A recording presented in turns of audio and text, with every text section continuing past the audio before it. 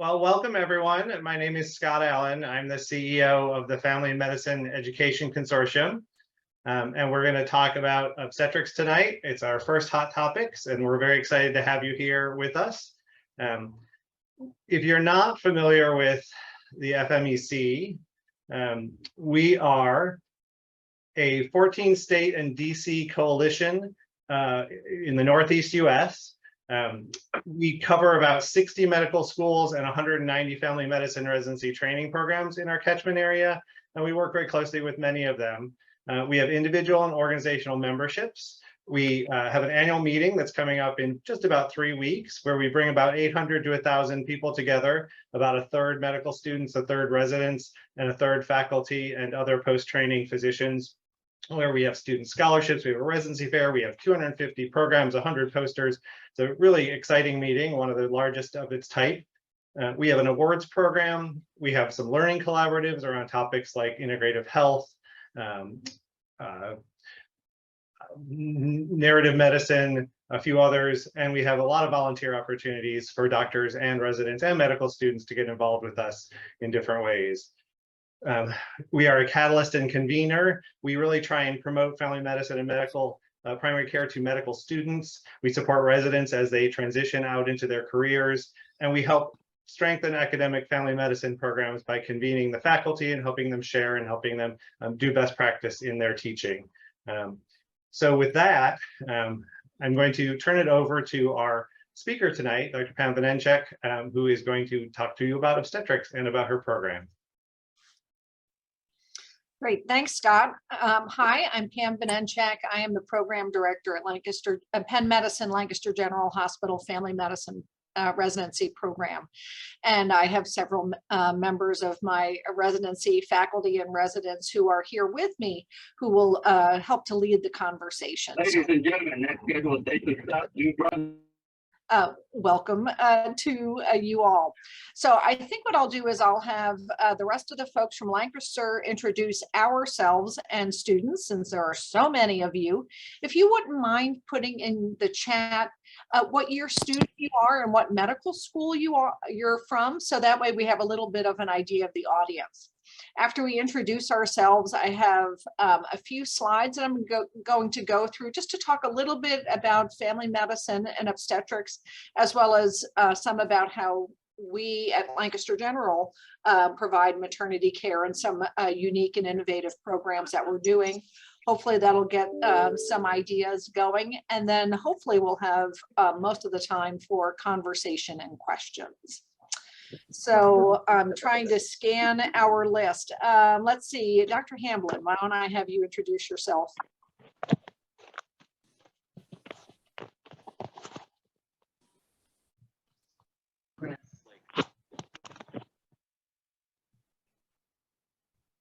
Oh, that looks like I'm Ryan with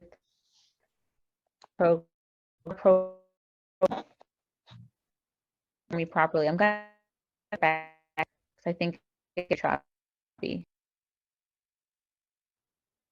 Yeah, you're kind of cutting in and out, Dr. Hamblin. So if I understood, you're going to go out and come back in. But in the meantime, Lisa Golden. Hi, everyone. My name's Lisa. I'm a third-year resident here at Lancaster. I'm from Michigan originally and went to the University of Rochester for medical school, then couples matched here. My husband's an EM resident in New York, and I really like OB as part of family medicine and plan to practice it after residency. Great. It's a little hard for me to scan the list. I can't tell, is there anybody else from Lancaster who is on, and if so, can you unmute and just introduce yourself?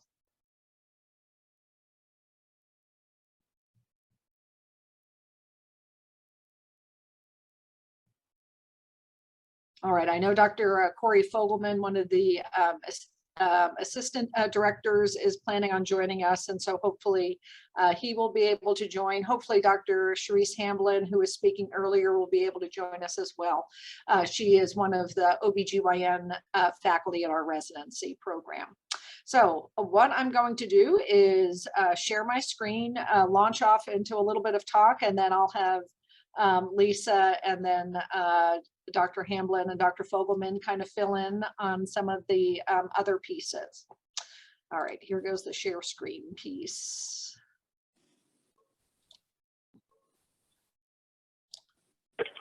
All right, and hopefully this will be working. Just a second. I don't know. All right, hopefully you can see a slide that says family medicine residency program and obstetric care. If not, if someone would please let me know. Looks good, Pam. Cool, thank you. So first, let me just tell you a little bit about Penn Medicine, Lancaster General Hospital Family Medicine Residency. So we are the only residency sponsored by our hospital. So sometimes people call that an unopposed residency. We have 13 residents each year, and we're a 3-year residency. We were established over 50 years ago. We were part of the original cohort of family medicine residencies. And we have a long tradition of full spectrum family medicine education. We have strong inpatient, outpatient, as well as maternity care. And I think that maternity care piece, especially for programs in the Northeast, are one of the, I think there's a number of things that distinguish us, but a tradition of maternity care is one of those. All of our residents practice at 2 family medicine centers. So we have an urban center called Downtown Family Medicine. About 40% of the patients at that practice are Spanish speaking, about 12% Black. And the city of Lancaster is known as the refugee capital of the United States, based on per capita, the high rate of refugees that we welcome into our community. And then we, about 13 miles south of Lancaster in rural farmland, is the Walter Ahmet Family Medicine Center, where all of our 2nd and 3rd year residents see patients.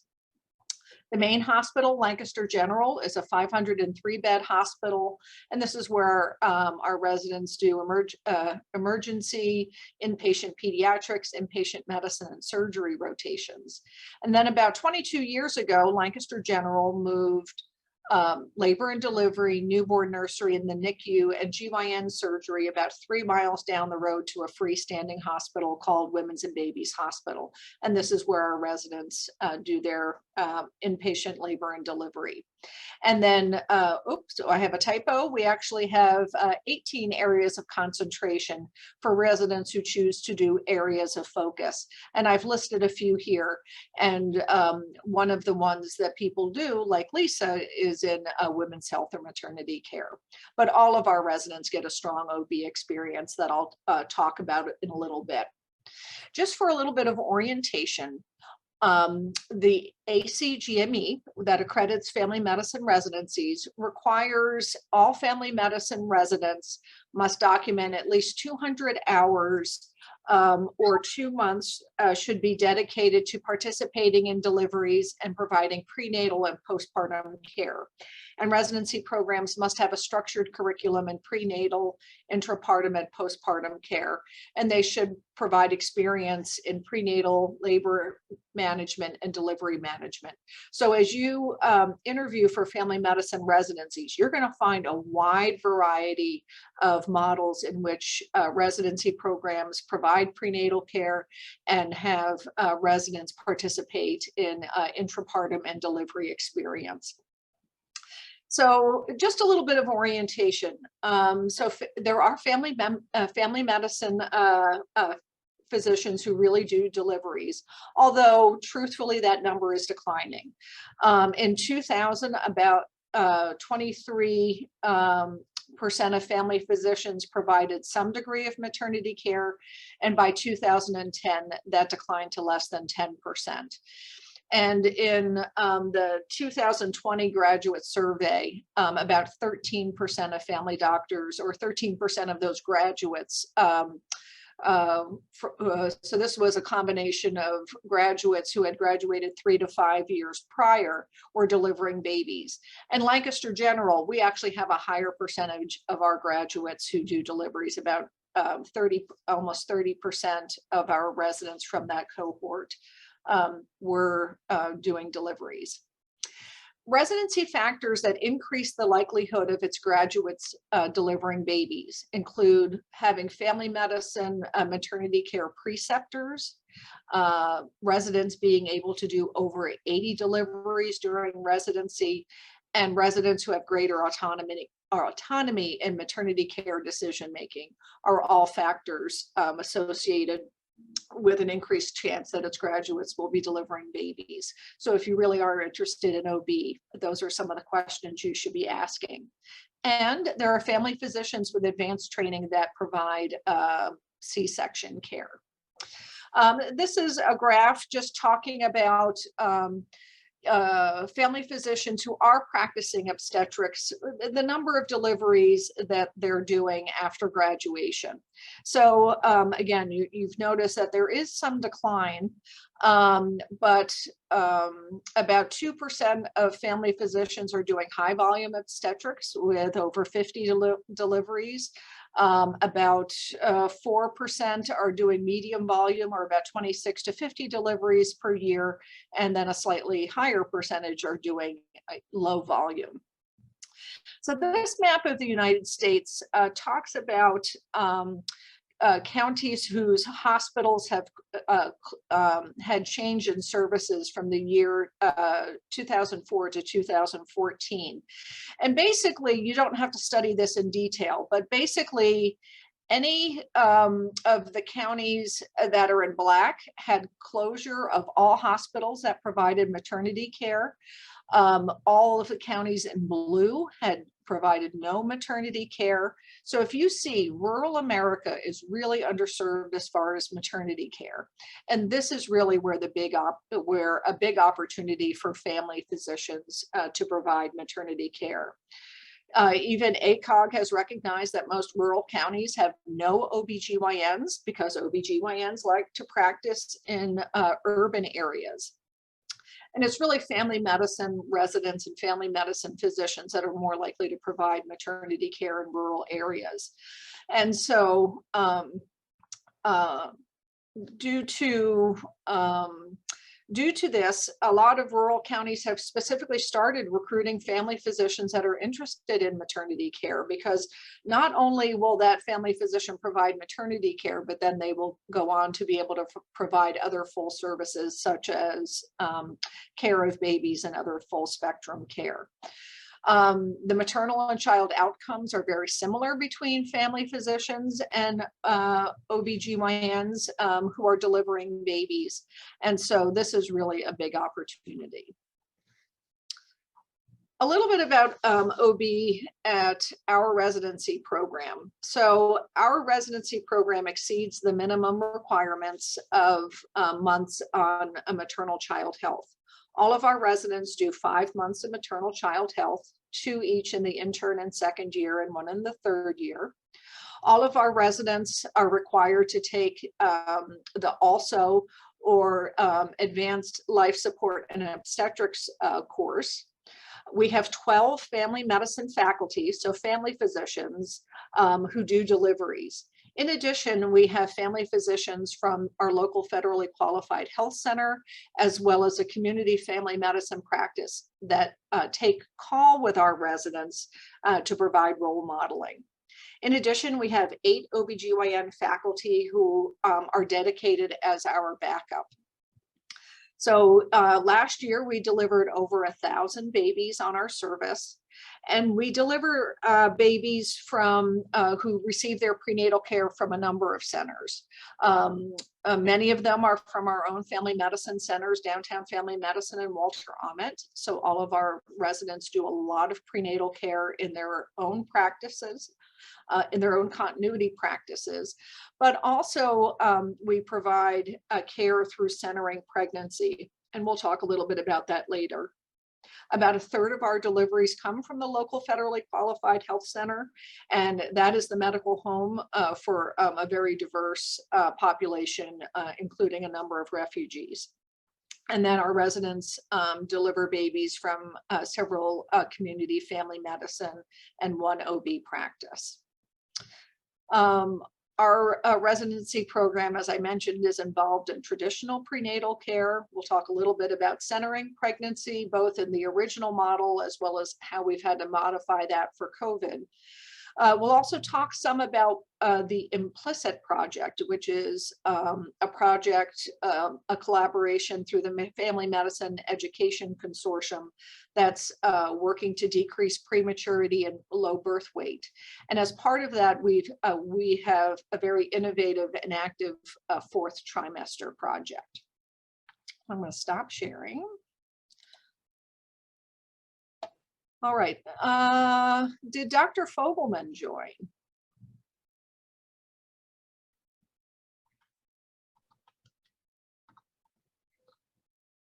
All right, sounds like he got tied up. So Lisa, I'm hoping that maybe you can share some from a resident perspective about doing OB, as well as about some of the models of care that we are doing. Absolutely. And Amy Hoffman did join us as well, cool. so she can jump in at any point. Thank you for monitoring. I guess one thing I can talk about is the centering, if that's okay. So that's one of my favorite things that we do as part of our residency, and you'll hear about it in a number of places probably, but centering pregnancy is actually an evidence-based program that was designed to have group prenatal classes and visits throughout pregnancy for patients who have similar gestational ages and similar due dates. And so previously it was something that you ran, two residents would run a centering group throughout a patient group's pregnancy, and then they're timed to deliver your time to be on your OB rotation around the time everyone is supposed to deliver, with the idea that you can be there for their continuity deliveries. In COVID, we haven't been able to do the group sessions, but we just schedule all the prenatal visits on the same day. And that's how I've done it the whole time I've been here. But even that has been a really, really special experience for me. I really like OB. I like prenatal care. So it's one really good way to just have like intensive education in prenatal care when you're, seeing several patients at the similar gestational age all at one time, and they all have many different complications or different factors contributing to the health of their pregnancy. You really learn a lot that way. But also just the continuity relationship with all of those patients has been really special, and being able to be there for the deliveries is a really wonderful experience, both for the patient, I think, and definitely for me as well. Amy, do you want to jump in with anything? Sure. So hello, everyone. I am Amy, she, her. I'm an intern here at Lancaster General. So kind of not too far removed from your shoes. And I'm now starting my week 4 of my OB rotation, and almost at like 20 deliveries. And I'm like constantly reminded of just how special this training is here. Through med school, I've gotten different OB experiences and FMOB, and I can like truly say like the training here for family medicine is really just kind of like unmatched, especially like for the area and like the scope of care that we do, and like the complexity of patients that we care for. And we also just care for such a like underserved community. And I think that is just such like a core tenet of our programs, like philosophy in the program. And so it's just like really rewarding. And I've also been in residency for a whole 2 months, and I've already seen a lot of like fourth trimester. So those are our like postpartum visits. I've already had several of those clinic appointments, like seeing mom and baby. And it's just like all those amazing continuity experiences that just have been really rewarding, especially within the scope of family medicine. But my OB rotation's going well. I feel incredibly supported, and it just feels like a very safe and fun place to learn. So happy to answer any questions in my limited, experience 2 months in as well. Dr. Hamblin. So hi, everyone. I'm sorry. I was logged in through our virtual thing, and I think it does not like Zoom.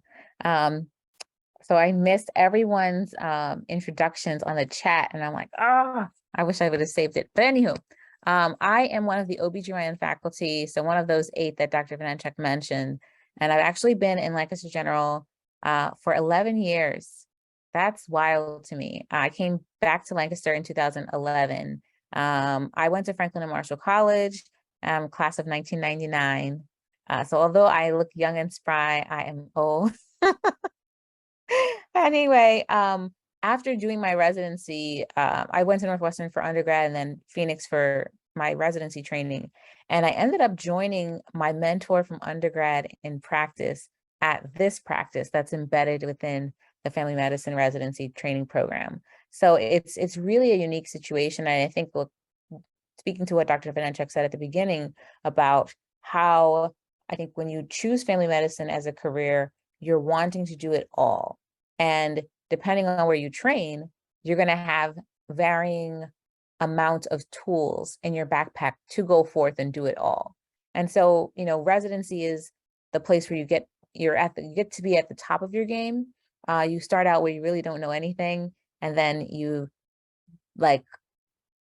mature and you develop, and then you come out and you're really in tip-top shape at the end. And just when we are so excited about your abilities, then we release you out into the world to care for patients on your own. And then there's lifelong learning that continues, but there is no time like your residency time. And so I think it's really important to choose a program that's going to give you all of the tools and experiences that you really want to have. And especially if you find that there's certain areas that you haven't been able to get up to this point.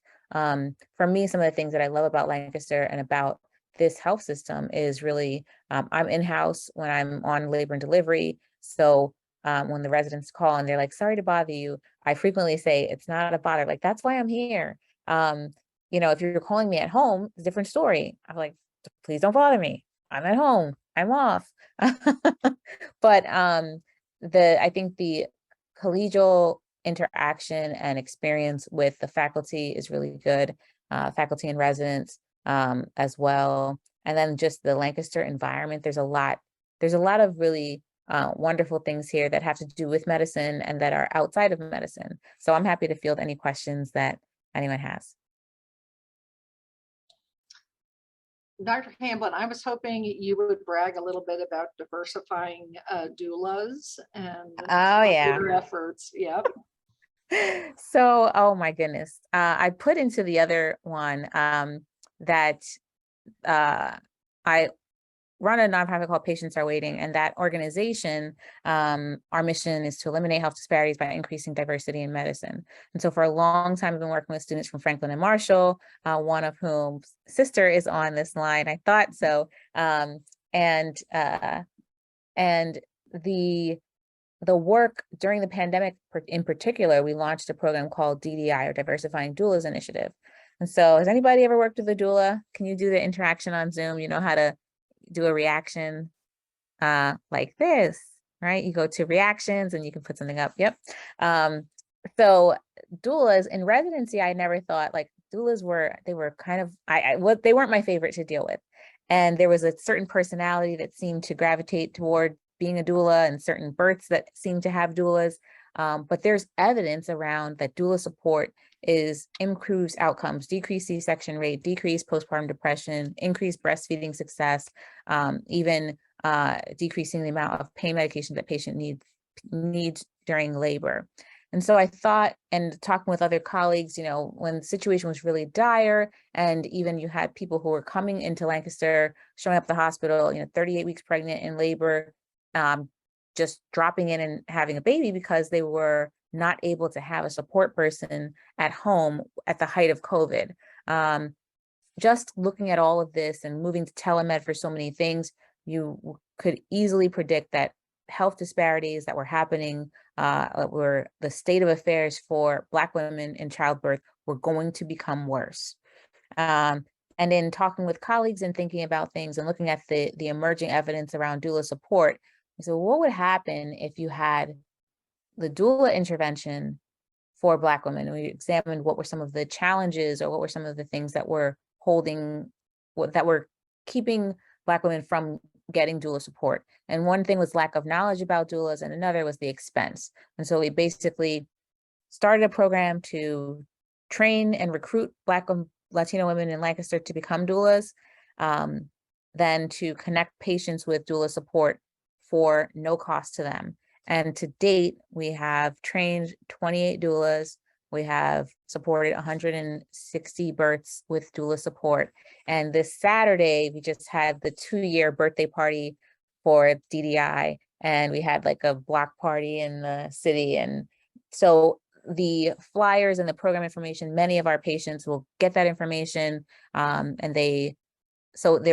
we are looking at now, where do we go from here? It's great to have something, but now we're even moving more formally into how do we look at the work that we're doing as a residency program around diversity, equity, and inclusion, and really make it part of the fabric of the residency with the education. So we recently just had one of the block conferences where doulas came in and were panelists and asked, just having that open dialogue, that open discussion with our residents about their experiences, feedback even to the residents to ask questions, and just we all can grow. And so I think that this program has really been embracing and leaning into that work.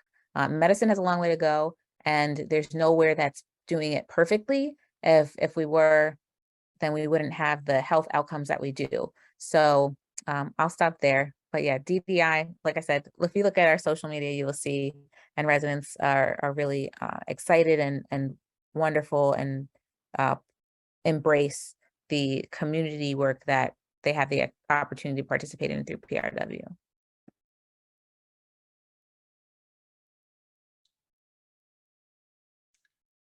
I'd love to hear what questions you have or what thoughts on some of the things that we've talked about are.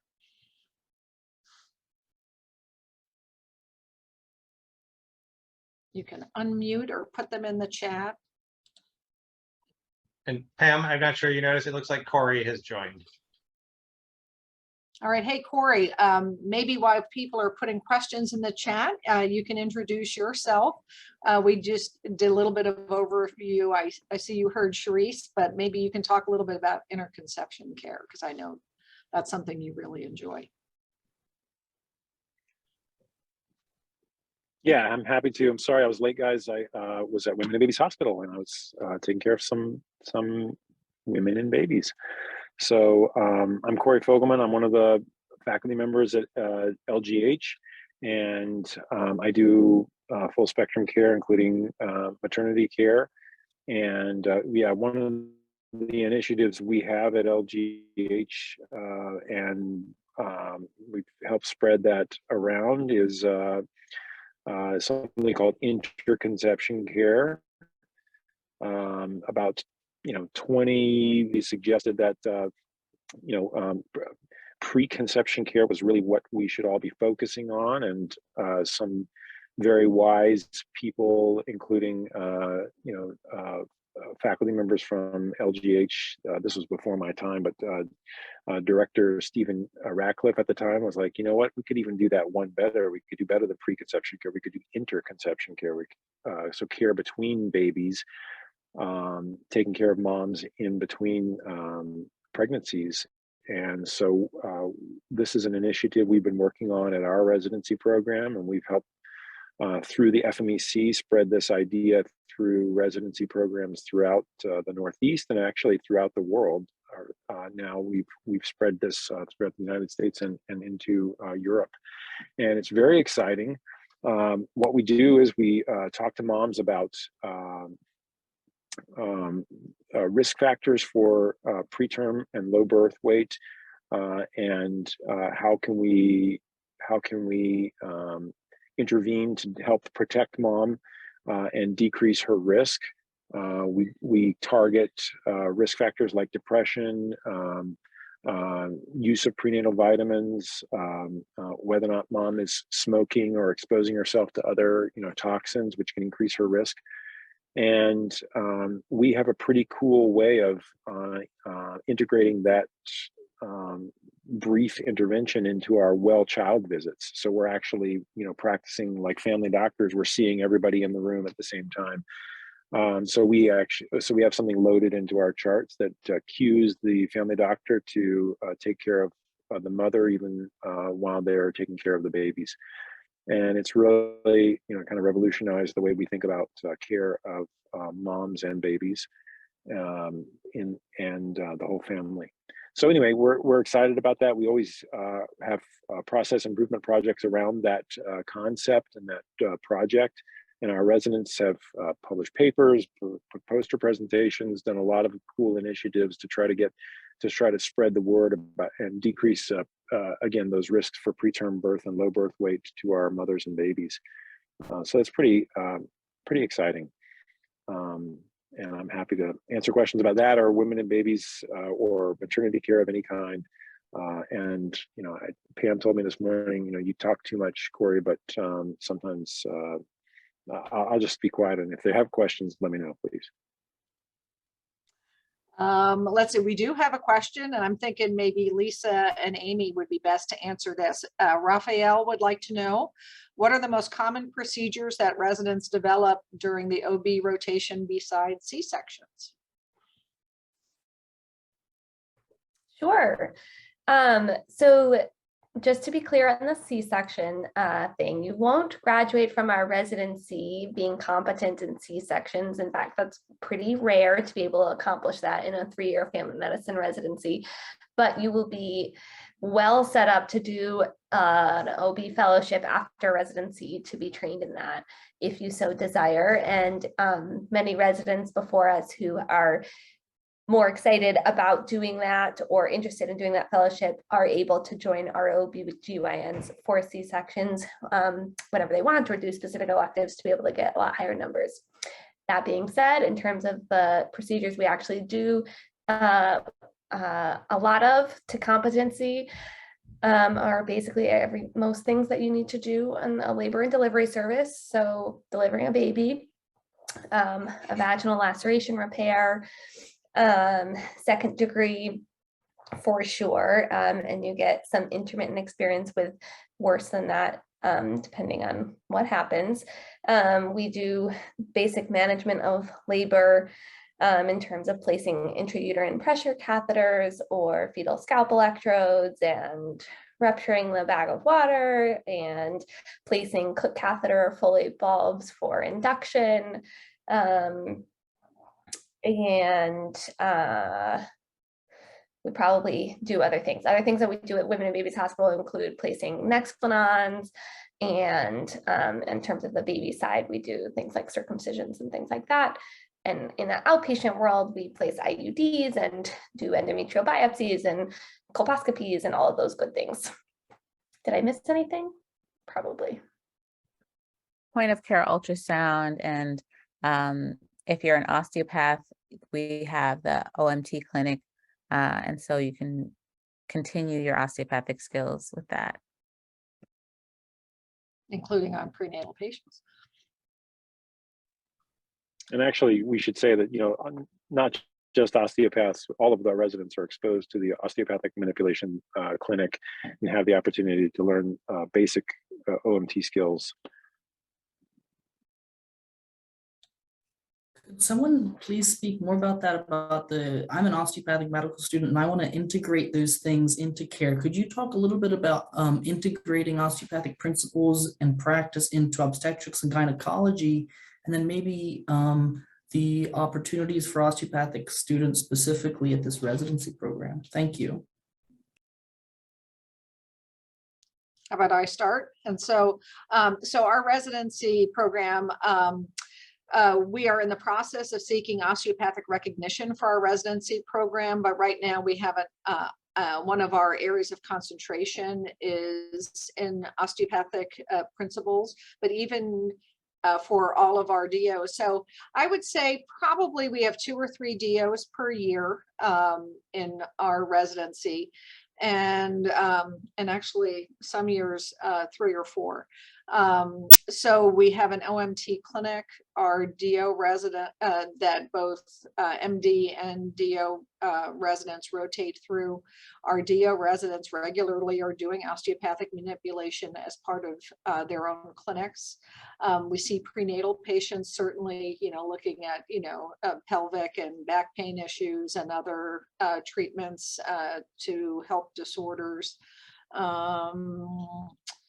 You asked another question and I forgot. Dr.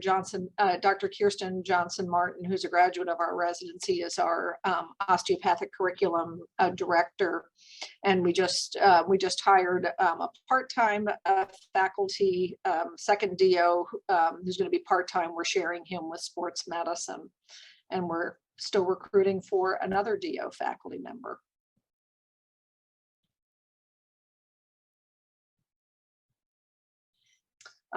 In the chat, I see a question about an in-house OB fellowship. We do not have an OB fellowship. We do have so all of our residents have strong OB training. So just with the basic 5 months of our residency, you'll have enough deliveries to do deliveries straight out of our residency. And because of our patient population, we take care of really high-risk patients, actually patients that are typically managed by OBGYNs. So you're going to feel very comfortable, and Lisa's nodding, preeclampsia, diabetes, cholestasis of pregnancy, preterm labor, all of those. So you'll have seen all of those and you'll feel very comfortable managing them, even though most of the time family doctors, especially in rural practices, may not be treating these patients, but at least you'll be able to recognize them and make sure you can stabilize them to get them to higher levels of care if you're in a more rural area.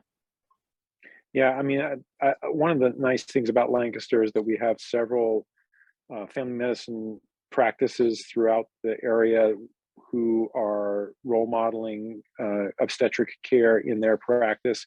So you don't have to do a fellowship, and you don't have to join a faculty in order to do OB care. There's several practices throughout our area of graduates of our program who have gone on to continue practicing OB, and they deliver at a variety of hospitals, including at Women and Babies Hospital. So we see them around every now and then. It's very gratifying to know that they graduated our program. And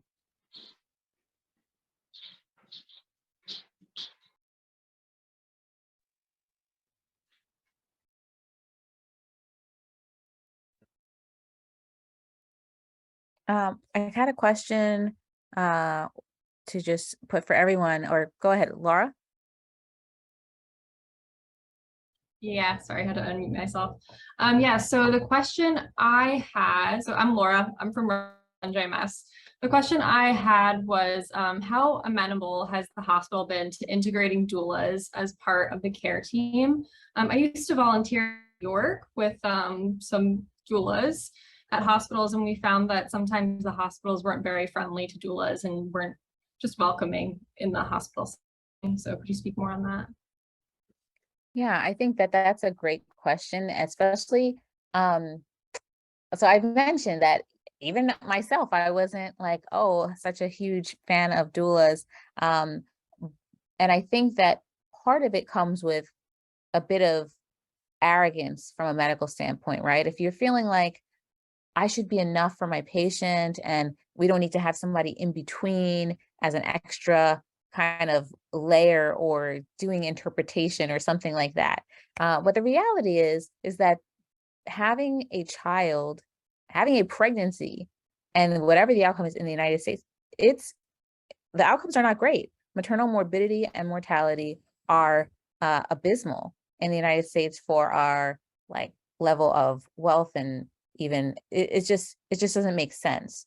And so some of these things, we know that of the maternal deaths, about 60% are preventable.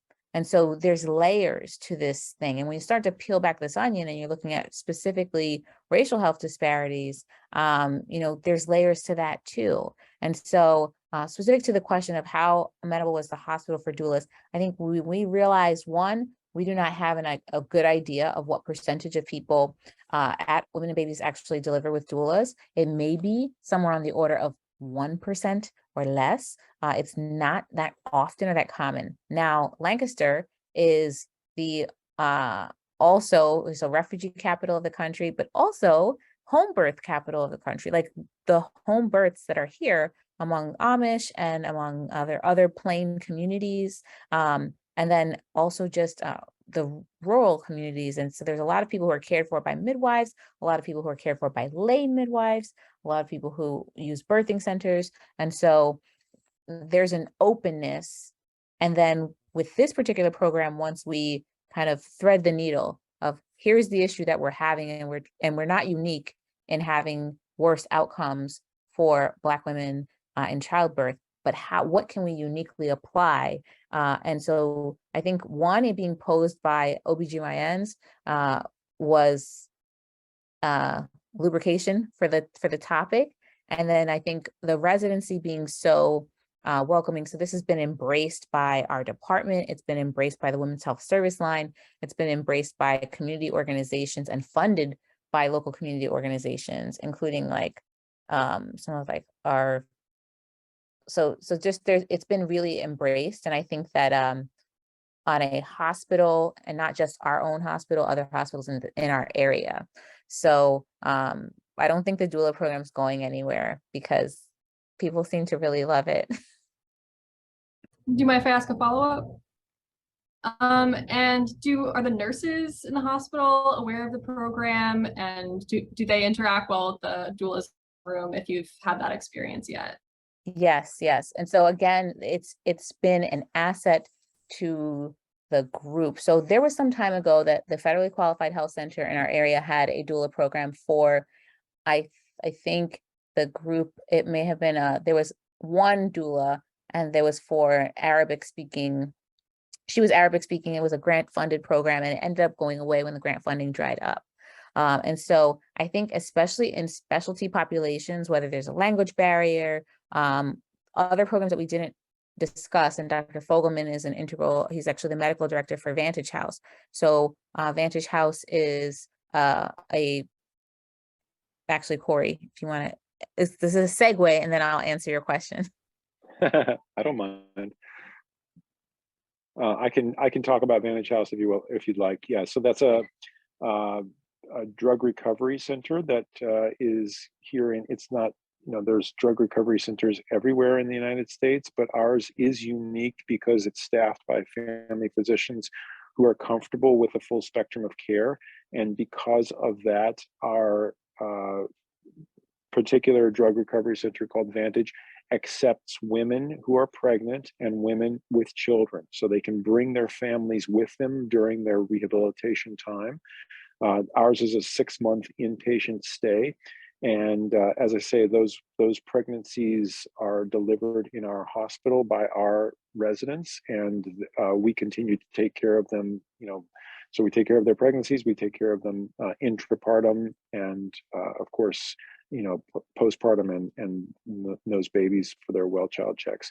So that's an opportunity for a continuity of care in a very vulnerable population, and an exciting opportunity for our residents to learn a lot of different aspects of care in a very concentrated situation.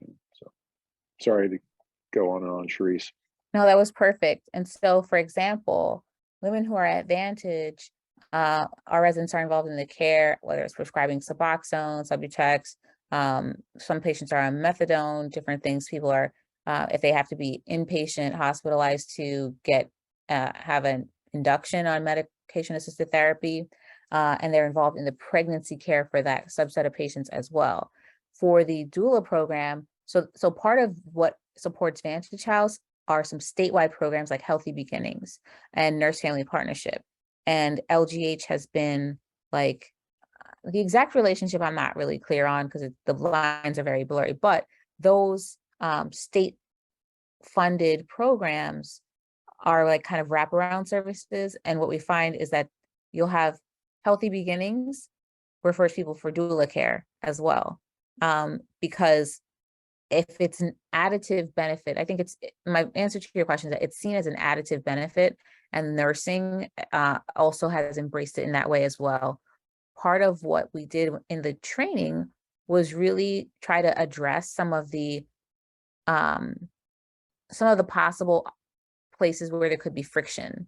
And so being really evidence-based in the information that was presented in the first place, and then in the selection of the doulas. And so the people in the DDI program are really involved in birth work because it is like a calling for them, as opposed to them wanting to like advance their birth philosophy or agenda. It's really, how can I help this person have the birthing experience that maybe I didn't have? Yeah, and I don't want to like oversell our program, because I know that's not really the purpose of tonight's call, but it helps when the chief operating officer for your hospital is a graduate of your program, when the chief of primary care is a graduate of your program, and several other key leadership members are graduates of our program. They're all family doctors. They're, and it's not like this is a tiny little hospital where there's just family physicians. It's a pretty big hospital, actually. We have about 600 to 700, but we 600 to 700 beds, I should say. But we have put graduates in key leadership positions, and they believe in the power of family medicine, and they believe in the connections that we can make with our patients. And so they continue to be good advocates for not only our program, our patients, and the philosophy of care of comprehensive care of our patients. So. Back to the doulas, Pranali, thank you for your comment. I am recently working on PTSD in women after childbirth, and having a doula definitely helped the women.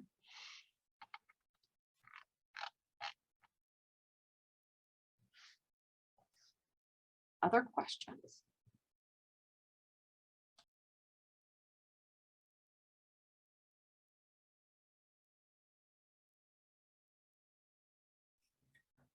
Somebody mentioned the Amish and Plain community. Could you guys please speak a little bit about maybe the specific healthcare challenges among the Amish and Mennonites? Maybe specifically regarding obstetrics and gynecology?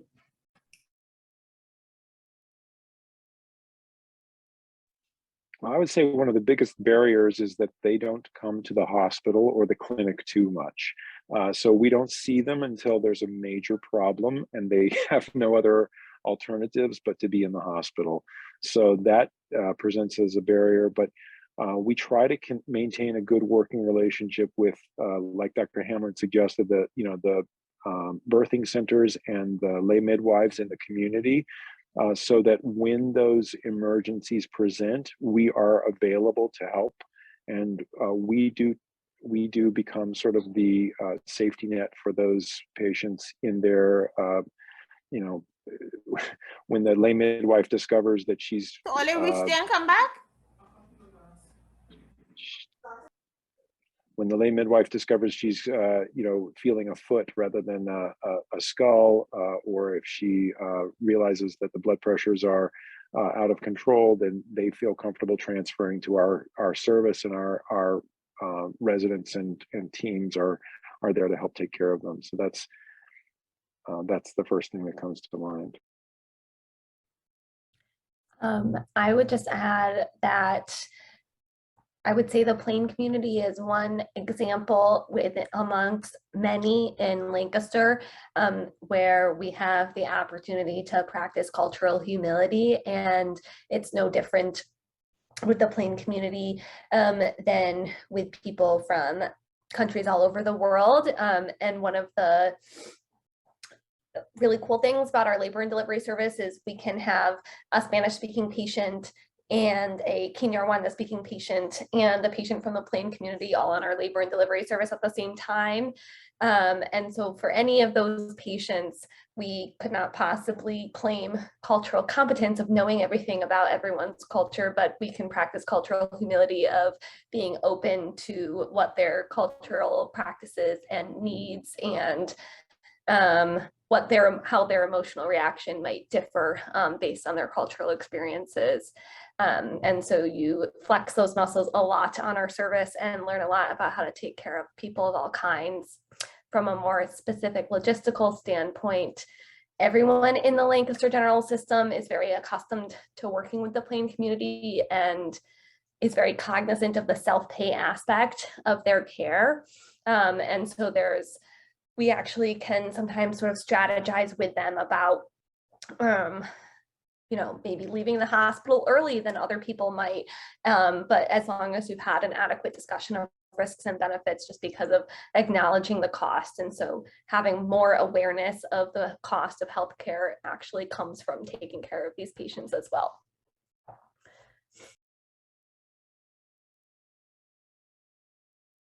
Thank you so much.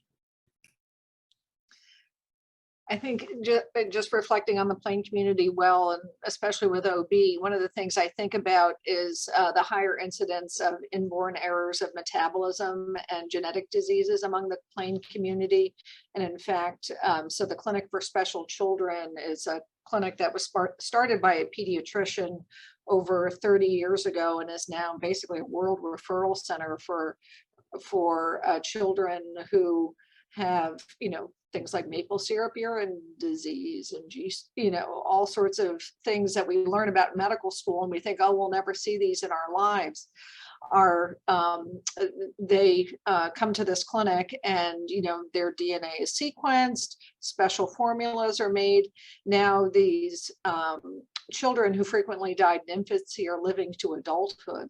And so our residents have the opportunity to rotate at that clinic. And in fact, one of our graduates did an area of concentration in medical genomics at the Clinic for Special Children.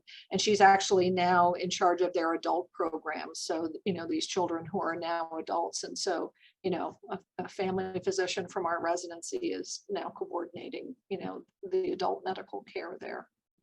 And that's and those patients are admitted to our inpatient service when they're, because now they're adults, they need inpatient adult care. And like Dr. Benenchek suggested, we help coordinate that care in the inpatient setting at LGH.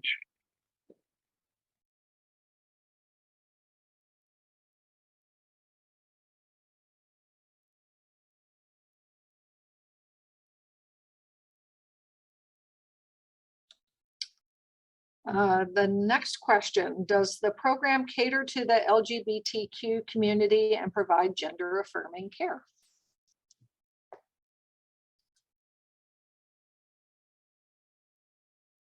I'm going to say yes, but I'll let Lisa and everyone else expound. Sure. Yes. So gender affirming care is obviously a large topic, and I would say that we do didactic education and clinical role modeling of the basics of gender affirming care, which anyone should be practicing in any specialty, in any location, in terms of not misgendering people and being open and counseling and all of those things. In terms of more specific medical care, a number of people do sort of some aspects of medical gender affirming care just on their continuity panels. Just if a patient comes to them and tells you that they are trans and that they're interested in different aspects of gender affirming care, a number of residents have people on hormone therapy on their continuity panels and things like that. We don't have a specific adolescent medicine gender clinic that's in Lancaster. I mean, there's the endo the endocrine specialists do some more highly specialized gender affirming care, but then we also have a clinic right next to ours called Comprehensive Care, which is an HIV medicine clinic, also run by family med docs who all graduated from our residency. And they do a lot of LGBTQ affirming care there as well, including hormone therapy. And they are mentors to us. We can rotate there. Some people have longitudinal areas of concentration through that clinic and can learn a lot more about the nuances of gender affirming care with their mentorship. I hope that answers the question. Yeah, and I'll just follow up and say that we because our graduates staff those clinics, we use those as adjunct faculty members. Many of our residents rotate through their clinics, do AOCs in those clinics, and our faculty are universally comfortable with PrEP and PEP and discussions of even some sort of newer age PrEP, for example, doxycycline for patients with exposure to syphilis, as that's a growing problem in our community. So there's always opportunity for growth, but we try to be as comprehensive as family doctors can be.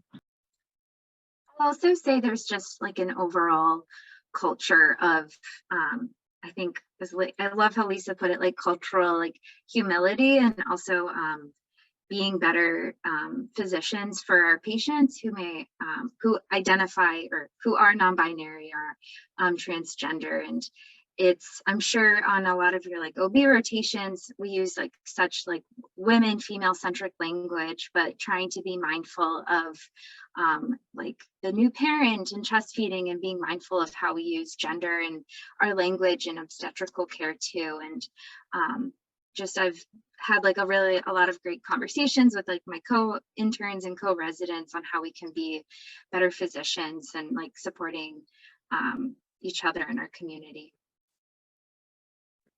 And to that point, I think at this point in time, in 2022, many hospitals, if you didn't have a department or a formal stance or some actual infrastructure to support diversity and inclusion work, before, most places I think have something now. From our, I think for family medicine being the specialty that cares for everyone from cradle to the grave, I think it's especially important to be at the forefront. Residency in general, you're going to be at the forefront. I think for OBGYN programs, your OBGYN program is going to often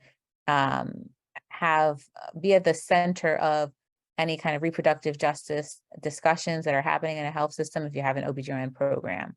And so I think that residency is usually the most innovative or the most up-to-date part of a health system. And I think that's no different. That's no different here.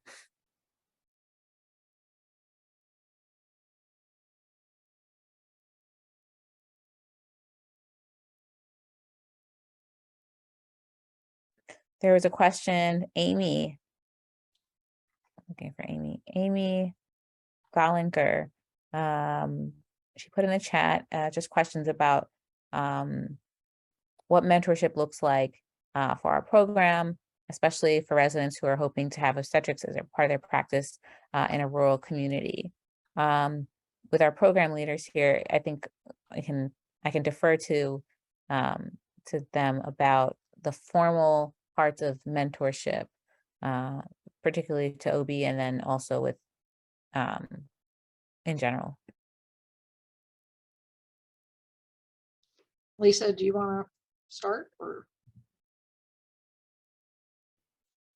Sure. So mentorship as we move on, I guess, after residency, is that the idea? Okay. I mean, I would say that I have really positive, wonderful relationships with all of our faculty. And I feel incredibly comfortable texting any single one of them if I'm like, hey, I have this question either about this random patient that you're not even a part of their care, but I feel comfortable reaching out to you, or about I'm sort of thinking about going off and practicing in this part of the country. I know you went there. What do you think? We just have those open and friendly relationships in our community. And I know that tons of prior graduates still regularly get in touch with their faculty or their previous co-residents who went on to specialize in a certain way. So there's a broad community of people who are either currently or formerly related to this residency who keep in touch and help each other care for patients all over the country. And that is what we absolute love. I mean, I love hearing from graduates. It's like having a niece or a nephew who calls you up and says, hey, I did something cool today, or, so anyway, sorry to interrupt. Yeah, I hope that answers the question.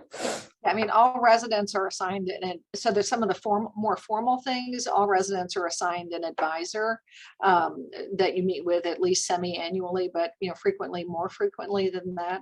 And then people who have a particular interest will find mentorship among kindred spirits. So like Lisa, I think about you with Emily Kirchner because you have a big interest in family planning.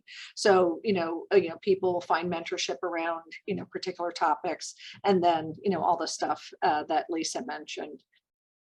We're getting to the end. So one of the questions, Lisa, is about family planning opportunities. And so I'm going to let you take that one. But just as far as people who go on to do maternal child health and OB fellowships, probably one every other year, every 2 or 3 years, because our OB program is so strong. People can do vaginal deliveries right out of our residency or prenatal care. It's really those people who want more advanced skills like C-sections, because they know they're going to be going to a rural area or doing international work. And we have an excellent track record, pretty much 100% of anybody who's wanted to get an OB fellowship because of our strong OB program has gotten into a fellowship. But Lisa, I'll let you do the family planning. What was the exact question? Just do we have opportunities or? Yes. Okay. Yeah, are there opportunities for family planning training within OB? But I'm just going to expand that to. Yeah, sure. So family planning includes a lot of things. It includes obstetrics, like we just talked about. It includes contraceptive care. It includes abortion care, and taking care of people with reproductive potential in all ways. So we've talked about maternity care. I touched on the fact that we get tons of experience in contraceptive care with LARC placement and all the types of contraceptive counseling. And then that brings us to abortion care. There are no abortions done in Lancaster County because of a long history of politics in this area. However, our physicians associated with our residency feel strongly that people deserve access to that care. And so it is possible, if you're interested, to arrange away electives to get training in abortion care. So for instance, Emily Kirchner, who we mentioned, is a current faculty member and graduate of our program, trained to competency in medical and surgical abortions in the first trimester with 2 away electives while she was a resident here. And I have an away elective arranged for the end of this year at a high volume procedural center, because that's something that I'm particularly interested in being able to provide, maybe seeing how the world works in the coming years. So I would say it's a very interesting place to be passionate about this care. And I feel like I've really learned a lot about how to navigate a difficult system for our patients. Our patients get abortion care all the time in the surrounding counties. But as you know, there are barriers anywhere for patients to get that care. And it's actually, I feel like I have an incredible impact as being a provider who can talk to a patient and who can help them navigate those barriers to be able to help get them to that care. And then obviously all options counseling and talking to patients about abortions is something we can still do. But in terms of actually providing the care, that's something you have to go outside of, just due to local politics.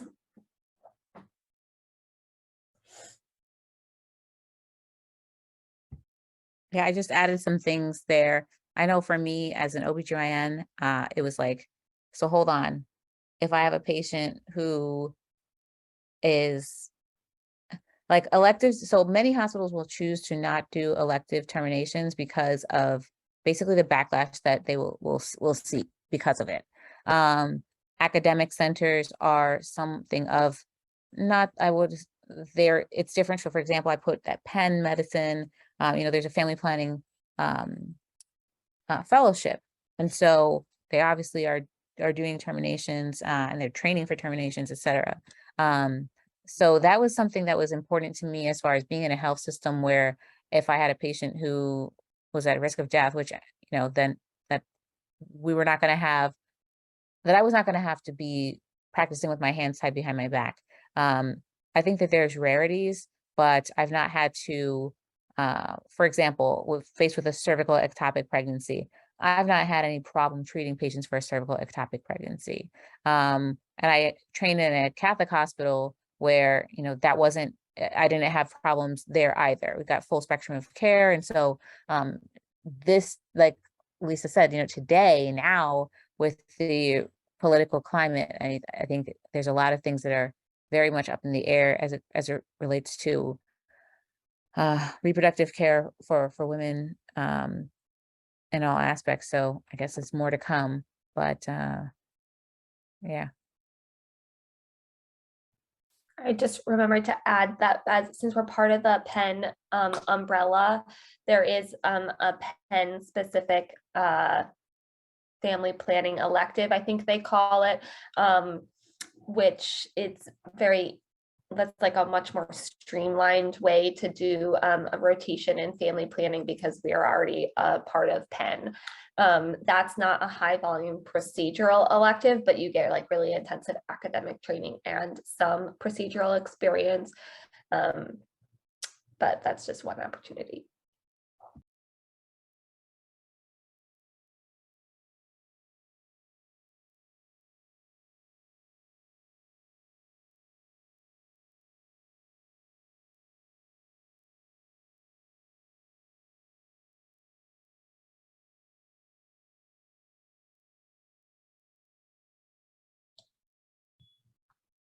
Scott, how are we doing on time? Well, we've gone a little bit over, but a lot of people are sticking around, so I appreciate that. But unless there's a lot of more questions, it's up to you, Pam.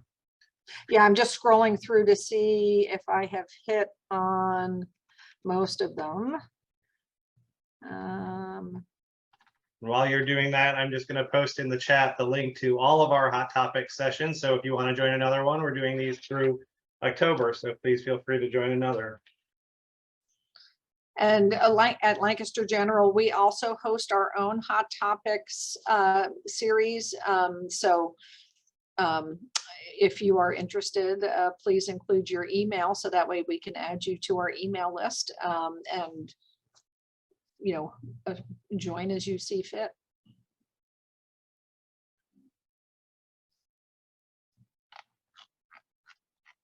I also in the chat put my email, so if there's other questions that you think about, please let us know, and please visit our website too if you have specific questions about residency and applying and those kind of things.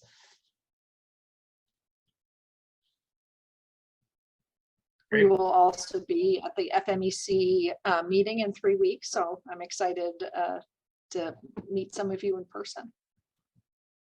Well, thank you to the whole Lancaster team for this great meeting, and thank you all for joining us to hear about it. And if you have any other questions, feel free to reach out to the FMEC. We'd be happy to help you. Have a good night, everyone.